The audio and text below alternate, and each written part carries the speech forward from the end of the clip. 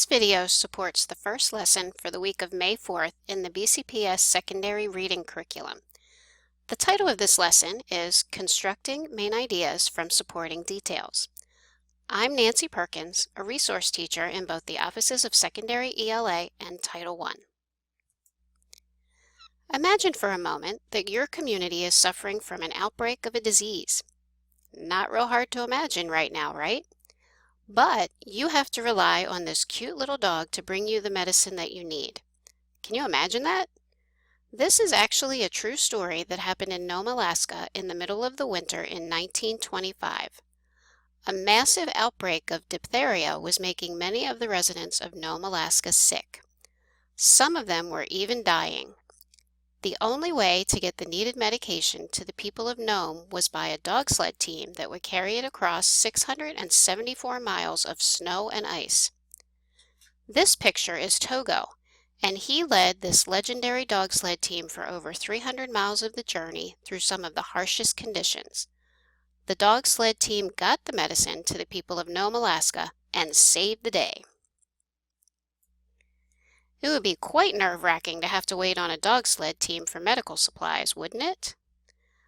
Luckily for us, it is 2020 and not 1925, and we have much more modern methods of medicine delivery.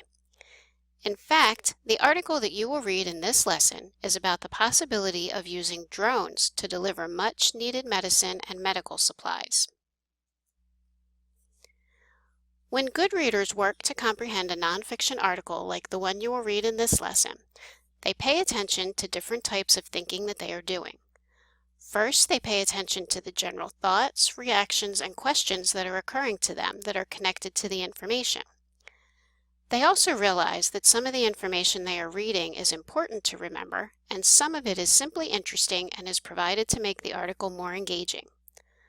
Finally, good readers also work to determine the main ideas and supporting details of all of the sections of the text. These are all of the skills that you will be practicing in this lesson. Have the article titled Drones May Bring Medical Help to Seriously Injured People and your copy of the Topics Details Responses chart in front of you as we continue. Watch this next section to hear a model of reading the first portion of the article and to see an example of annotating thinking.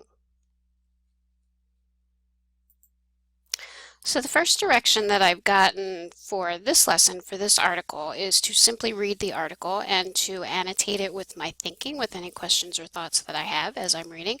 So I'm going to start there. I'm going to read the first section and capture my thoughts. So I'm going to use the PDF form, which you remember the first thing I have to do is click on the pen, and then I'm going to pick my highlighter color. I think I'll use yellow this time. This article, the title, Drones May Bring Medical Help to Seriously Injured People, which is an interesting concept, and I have a nice picture here. And reading the caption, Jeff Street, a drone engineer, left, and Dr. Timothy Amuckale, Director of Clinical Laboratories, with their multi-rotor drone at Johns Hopkins Bayview Medical Center in Baltimore, Maryland, December 27, 2016. They are testing drone technology for transporting blood quickly. And then this is the person who took the picture. I want to capture this because I think this is very cool, that this is an article that is very local, right here in Baltimore, Johns Hopkins. And in fact, I know a nurse that works at Bayview, so I think that's cool. I have a really good connection with this article. So I'm going to just capture, very cool, that this is happening at Hopkins in Baltimore. I know a nurse at Bayview Medical. And remember, I click to save my comment. Okay, so beginning to read. Baltimore, Maryland, again, is the place where the article takes place. Flying drones could one day carry life or death health supplies between hospitals. A team at Johns Hopkins Medicine learned how to keep blood cold and medicine safe during the flights. Drones are also called unmanned aerial vehicles. They are flown by remote control. There is no pilot on a drone. Interest in the use of drones has grown lately. Companies are exploring using them for all sorts of deliveries. Drones can fly high above traffic, through bad weather, and into hard-to-reach areas. I'm going to capture that right there because I think these reasons, they can fly through traffic, through bad weather, hard-to-reach areas, might make them a good way to deliver medical supplies. So reasons to use drones to deliver medical supplies. Now this section is called keeping cool. So I'm wondering what that keeping cool is about. Just a question mark there because I'm not quite sure. At Johns Hopkins, a team studied how to keep blood cool on a drone. Oh, well, there's my answer, right? I'm just going to capture that. Answer to the question about what the subheading meant. So keeping cool referred to keeping blood cool when it's on a drone. The blood needed to stay at a steady temperature. If the blood somehow was changed or destroyed in transport, then none of it matters, said Dr. Timothy Amuckley. He works at the Hopkins Bayview Medical Center.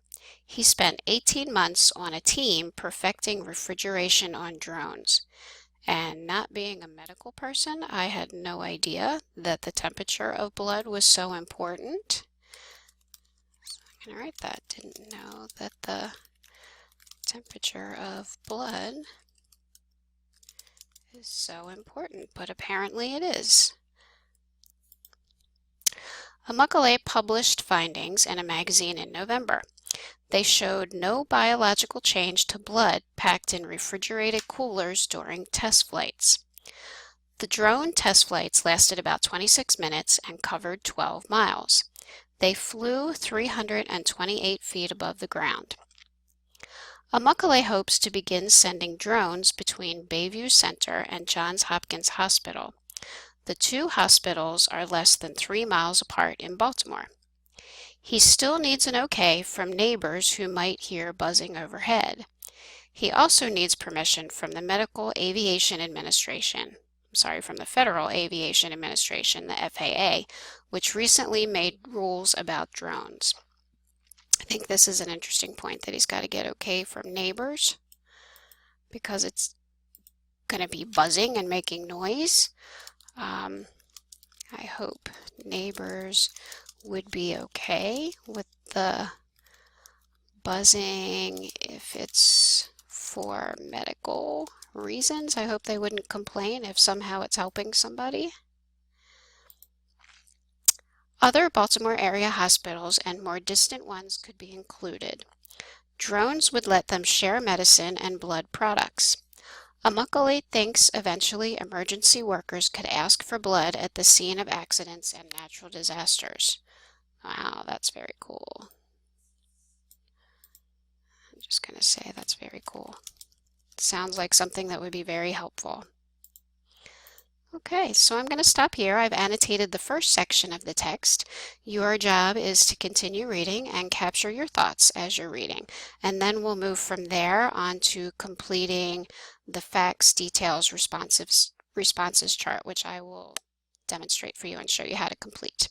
Okay, enjoy the article. Now, watch the next segment to see an example of how you will now take the information from the article and use it to fill out the topics, details, responses chart. We know that when we read a nonfiction article that there's going to be one main idea for the entire article. But we also have to know that when we're reading an article that's divided into subsections, like this article is, that each of those sections is also going to have a main idea. So in this article, there were 4 different sections, and we're going to be capturing the main idea and the details for each of those sections on this chart. So it's the topic, details, responses chart. In the left-hand column, we're going to see if we can capture a one sentence, or actually write a one sentence main idea for each of the different subheadings, subsections. So remember to pay attention to what the subheadings are, because often they give you a clue as to what the main idea is of those sections. In the middle column, we're going to capture details that support the main idea of each of those sections. And in the right-hand column, we're just going to capture some of the thinking that we were doing when we were reading. So if you remember when I read the first section, Keeping Cool, I was annotating my thinking. So all I did was I went back to the article and I captured some of those thoughts here in the right-hand column underneath the responses. So remember that I was thinking that it's really cool that this was happening in Baltimore, and that I know a nurse that works at Bayview. That I didn't know that the temperature of blood was so important, but I guess it is, and that I really hope that the neighbors, if they were bothered by the noise, would realize that it's for medical reasons and be okay with it. And then this is another thought that I had, was that I looked at the date and saw that it was 2017, and I'm just wondering if the testing is still going on, or if at Hopkins they're now routinely using drones. So this column was just my thinking. So now, going back to the section of the article, we know that it was titled Keeping Cool, and so we know that that had to do with the temperature of the blood. But when I go back and I review the article, I see that there was some more information in this section other than they just worked on keeping the blood cool.